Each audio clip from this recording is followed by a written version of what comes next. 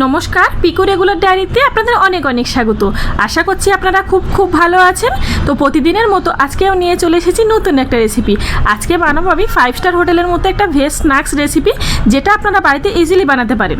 এটা যদি বাড়িতে আপনি বিকালে স্ন্যাক্সে একবার বানান, এটা এতটাই টেস্টি হয় যে বাড়িতে বড় থেকে বাচ্চারা সবাই খুব পছন্দ করবে, আর ভেজ কি ননভেজ একদম বুঝতে পারবে না। এই রেসিপিটির নাম হলো ক্রিসপি চিলি বেবিকর্ন। তো ক্রিসপি চিলি বেবিকর্ন বানানোর জন্য আমি বাজার থেকে কয়েকটা ছোট ভুট্টা বা বেবিকর্ন নিয়ে চলে এসেছি। এখন এটাকে ছুরির সাহায্যে ঘুরিয়ে ঘুরিয়ে চাইনিজ স্টাইলে কেটে নিয়েছি, আর এটাকে একবার ভালো করে ধুয়ে নিলাম। এখন গ্যাসের ফ্লেমটা অন করে একটা বড় তাওয়া বসিয়ে দিয়েছি, আর পরিমাণ মতো জল দিয়ে ভুট্টাটা দিয়ে দিয়েছি। এখন এখানে সামান্য লবণ দিয়ে এটাকে বয়েল করার জন্য বসিয়ে দেবো। এখন গ্যাসের ফ্লেমটা মিডিয়াম টু লো হিটে থাকবে। এটা ততক্ষণ বয়েল হোক। আর এটা বানানোর জন্য সামান্য কিছু উপকরণ নিয়েছি, এটা রেডি করিনি। এখানে নিয়ে নিয়েছি একটা পেঁয়াজ, দুটো গ্রিন ক্যাপসিকাম আর সামান্য কাঁচা লঙ্কা। এখানে আরও বেটার হবে যদি আপনি ইয়েলো আর রেড ক্যাপসিকামটা ইউজ করেন। এখানে যেহেতু আমি বাড়িতে বানানোর কথা বলছি, তাই গ্রিন ক্যাপসিকামটা ইউজ করেছি, কারণ সবসময় রেড আর ইয়েলোটা অ্যাভেলেবেল পাওয়া যায় না। চিলি চিকেনের যেমন পেঁয়াজটা কেটে আমি স্লাইসগুলো ছাড়িয়ে নিই, সেরকম এখানে পেঁয়াজটা কেটে আমি স্লাইসগুলো ছাড়িয়ে নিলাম। পেঁয়াজটা কেটে আমার স্লাইসগুলো ছাড়ানো হয়ে গেছে। এখন একটা বোলের মধ্যে এটা তুলে নেব। চলুন এই ফাঁকে দেখে আসি ভুট্টাটা কতটা সেদ্ধ হয়েছে।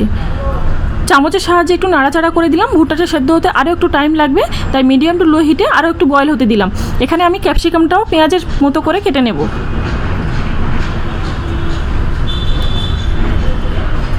ক্যাপসিকামটা প্রায় কাটা হয়ে গেছে, একটা বোলের মধ্যে তুলে নেব।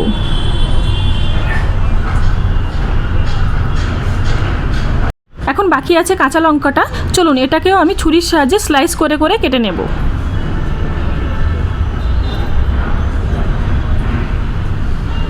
কাঁচা লঙ্কাটা আমার প্রায় কাটা হয়ে গেছে, এটা একটা বোলের মধ্যে তুলে নেব।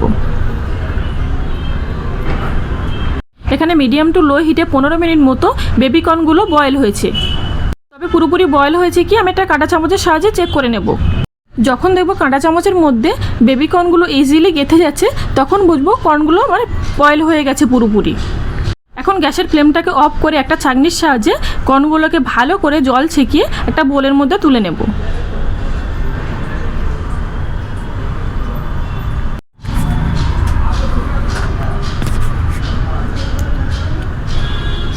বেবিকর্নগুলো আমার পুরোপুরি জল ছেঁকে একটা বোলের মধ্যে নেওয়া হয়ে গেছে। এখন এটাকে 10 মিনিট মতো আমি ঠান্ডা করতে দেবো। কর্নগুলো ভালোভাবে ঠান্ডা হতে থাকুক। এটা ম্যারিনেট করার জন্য কয়েকটা মশলা লাগবে, চলুন রেডি করে নিই। এখানে নিয়ে নিয়েছি লবণ, কর্নফ্লাওয়ার আর আদা ক্রাশ নিয়ে নিয়েছি, আর রসুন বাটা নিয়ে নিয়েছি। মশলাগুলো রেডি হতে হতে আমার কর্নগুলো পুরোপুরি ঠান্ডা হয়ে গেছে। চলুন এটাকে এখন ম্যারিনেট করে নিই। প্রথমে এর মধ্যে দিয়ে দেবো পরিমাণ মতো লবণ, 1 টেবিল স্পুন মতো রসুন বাটা আর 1 টেবিল স্পুন মতো আদা ক্রাশ দিয়ে মশলাটাকে ভালো করে ভুট্টার সাথে আমি মাখিয়ে নেব।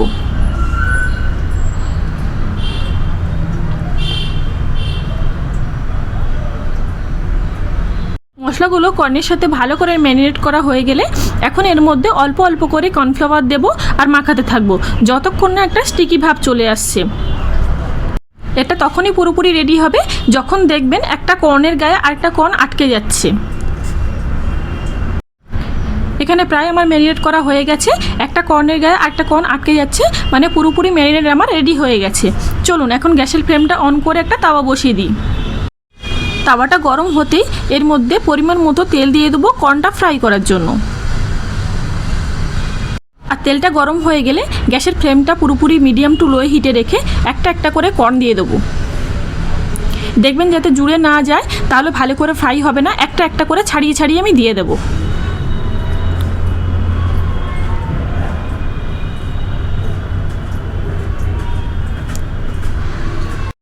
থেকে 2 মিনিট ফ্রাই হওয়ার পর এরকম একটা ঝাঁঝরির সাহায্যে আমি কর্নগুলোকে ছাড়িয়ে ছাড়িয়ে দেবো, যাতে ভালোভাবে ফ্রাই হয়ে যায়।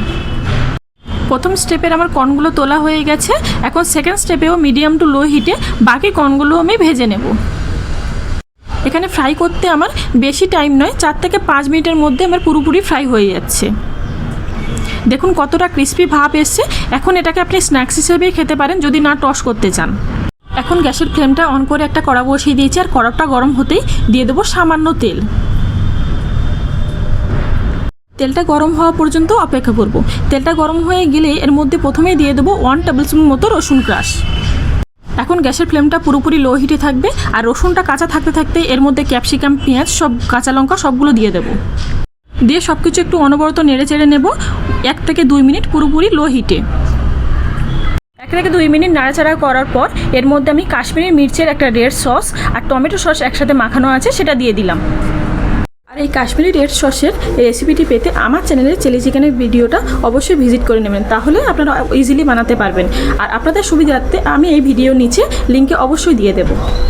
এর মধ্যে দিয়ে দেবো 1 টেবিল স্পুন মতো ব্ল্যাক পেপার, আর এর মধ্যে দিয়ে দেবো 1 টেবিল স্পুন মতো চিনি দিয়ে 1 মিনিট মতো একটু নাড়াচাড়া করে নেব। আর এখানে টেস্টের জন্য দিয়ে দেবো সামান্য আজিনা। সমস্ত মশলা ভালো করে কষিয়ে নিয়ে সামান্য জল দিয়ে দেব।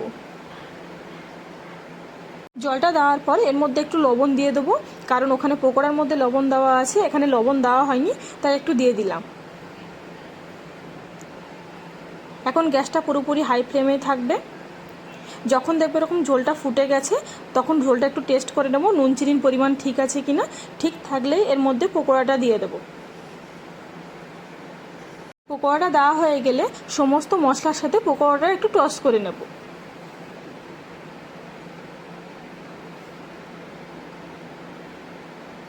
তো রেডি হয়ে গেছে আজকের আমার হাতে স্পেশাল ক্রিসপি চিলি বেবিকর্ন।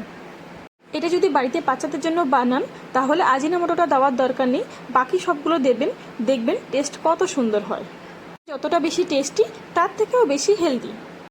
আমার মতো করে ইজিলি বাড়িতে আজকের বিকেলে পরিবারের প্রিয়জনদের জন্য বানিয়ে ফেলুন ক্রিসপি চিলি বেবিকর্ন, আর পরিবারের সবার অনেক অনেক প্রশংসা পান। ভিডিও ভালো লাগলে লাইক, কমেন্ট, শেয়ার করবেন। আর এরকম সহজ সরল রেসিপি পেতে আমার চ্যানেলটাকে অবশ্যই সাবস্ক্রাইব করবেন। আর ক্রিসপি চিলি বেবিকর্ন কেমন লাগলো কমেন্টে জানাবেন। ফিরে আসি নতুন ভিডিওর সাথে। ভালো থাকবেন, সুস্থ থাকবেন।